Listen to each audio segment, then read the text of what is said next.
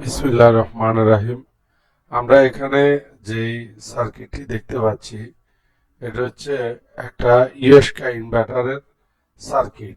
তো ইউএসকে ইনভার্টারের ভিজুয়ালি কি কি কানেকশন হয়, আমরা যখন একটা লিফটে বা একটা এসকেলেটরে এই ইনভার্টারটা ব্যবহার করব, তখন এখানে কি কি কানেকশন হয় বা এই ইনভার্টার মাদারবোর্ডকে কি সিগন্যাল দেয় বা মাদারবোর্ড ইনভার্টারকে কি কি সিগন্যাল দেয়, তাই ইনভার্টারের শুধু কানেকশনগুলো আমরা আজকে দেখব। তো এখানে আমরা দেখতে পাচ্ছি এখানে লিখাই আছে ইউএসকা B1000 BFD inverter variable frequency driver বা ড্রাইভও বলা হয়, কানেকশন ডায়াগ্রাম। এখানে প্রথমে আমরা দেখতে পাচ্ছি যে RST three phase power supply, এটা হচ্ছে সরাসরি থ্রি ফেজ সাপ্লাই ইনভার্টার মধ্যে আসার আগে দুইটা সার্কিট ব্রেকার হয়ে আসে, একটা হচ্ছে এমসিসিবি আর একটা হচ্ছে এমসি। এটা হচ্ছে মোল্টেড কেস সার্কিট ব্রেকার আর এটা হচ্ছে মিনিয়েচার সার্কিট ব্রেকার। তো এই দুইটা সার্কিট ব্রেকারের থ্রি ফেজ সরাসরি ইনভার্টারে কানেকশন হয়ে যায়। অপর প্রান্তে আপনার দেখতেছেন ইউবি ডাব্লিউ বা টার্মিনাল 1, টার্মিনাল 2, টার্মিনাল 3। এটা হচ্ছে সরাসরি মোটরে কানেকশন হয়ে যায়, আর এটা হচ্ছে ইনভার্টার থেকে আর্থিং হয়ে মোটরের আর্থিং এ যায়। এই হচ্ছে আমাদের থ্রি ফেজ ইনপুট আর মোটরের জন্য থ্রি ফেজ আউটপুট। এখন আমরা এখানে যে B1 B2টা দেখতে পাচ্ছি, এটা হচ্ছে আমরা নর্মালি ব্রেকিং রেজিস্টার বলে থাকি। ব্রেকিং রেজিস্টারের কাজ কি?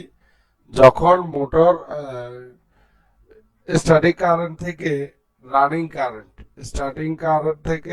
কারেন্ট বেশি হয়ে যায়, তখন যেই অতিরিক্ত কারেন্ট উৎপন্ন হয় মোটরের কয়েলে, ওই কারেন্টকে তাপ আকারে গ্রাউন্ড করে দেওয়ার জন্য যে রেজিস্টারটি ব্যবহার করা হয় তাকেই ব্রেকিং রেজিস্টার বা থার্মাল রিলে বলা হয়।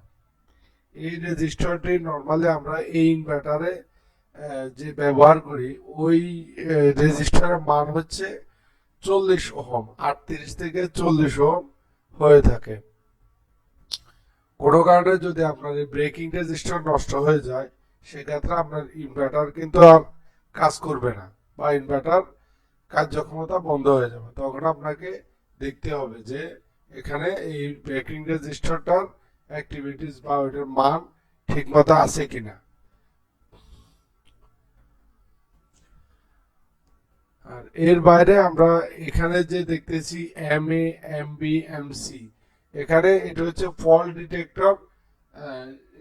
ইনভার্টারের বোর্ডের ভিতরে ইনভার্টারের যে সার্কিট আছে, এই সার্কিটের ভিতরে রিলের মাধ্যমে ফল্ট ডিটেক্ট করতেছে। কোনো কারণে আপনার ইনভার্টার থেকে আপনার অনেক সময় লিফট দুইটা ডিরেকশনে চালানো যায় বা এসকেলেটর দুইটা ডিরেকশনে পরিচালনা করা যায়, একটা হচ্ছে ইনভার্টার দিয়ে, একটা হচ্ছে ইনভার্টার ছাড়া। তো যখন আপনি ইনভার্টার ছাড়া বা ইনভার্টার দিয়ে কাজ করবেন, ইনভার্টার থেকে যখন ইনভার্টারে রানিং থাকাকালীন কোনো কারণে আপনি ইনভার্টার বাদ দিলেন, সেক্ষেত্রে দেখবেন আপনার এখানে ফল্ট শো করবে। তখন ইনভার্টারের একটা কিপ্যাড সেট করা থাকে, ওই কিপ্যাডের রিসেট বাটন আছে, আপনি প্রাথমিকভাবে ওই রিসেট বাটনে একবার প্রেস করলে ইরোটা চলে যাবে। তো ওই ইরোটা ডিটেক্ট করার জন্য এই রিলেটা বা এই লাইনগুলো ব্যবহার করা হয়েছে। আর আমাদের মাদারবোর্ডের সাথে যে কানেকশনগুলো হয়, এগুলো হয় এখান থেকে। এখানে আপনার এই যে এসসি দেখতে পাচ্ছেন, এটা এক একটা ইনভার্টারে এক এক রকম নামে আখ্যায়িত করা হয়েছে। কোথায় এসসি, কোথায় SN, কোথায় SA। তো এটা আমাদেরকে মনে রাখতে হবে যে SC বা SN বা SA হলে এটা হচ্ছে কমন ভোল্টেজ, আর এই কমন ভোল্টেজটা আপনি যে মাদারবোর্ডের সাথে এই ইনভার্টারকে ব্যবহার করবেন ওই মাদারবোর্ড থেকে আসবে। এই কমন ভোল্টেজটা ওই মাদারবোর্ড থেকে আসবে। আসার পরে আর বাকি ওয়ারিংটা ইনভার্টারের ভিতরে এইভাবে হবে যে আপনি এখান থেকে পরে লাইনগুলো নিলেন। এখন আমাদের এখানে কি কি ইমার্জেন্সি প্রয়োজন পড়তেছে, এখানে সবগুলো আমাদের প্রয়োজন পড়ে না মাদারবোর্ডের সাথে। প্রথমত আমাদের S1 ফরওয়ার্ড রান স্টপ এইটা প্রয়োজন পড়ে, এটা কানেকশন হয় মাদারবোর্ডের সাথে। তারপরে রিভার্স রান এটা কানেকশন হয়। তারপরে আপনার ম্যাক্সিমাম অক্সিলারি বা সুইচ এটা কানেকশন হয়। তারপরে স্পিড টু এই জিনিসটা connection S1 S2 S5 S6 আর SC এই পাঁচটা কানেকশন আমাদের মাদারবোর্ডের সাথে কানেকশন হয়। বাকিগুলো আমাদের অত জরুরত পড়ে না। এই হচ্ছে আমাদের আজকের ইউএসকা B1000 ইনভার্টারের কানেকশন ডায়াগ্রাম বা তার বর্ণনা। ধন্যবাদ সবাইকে।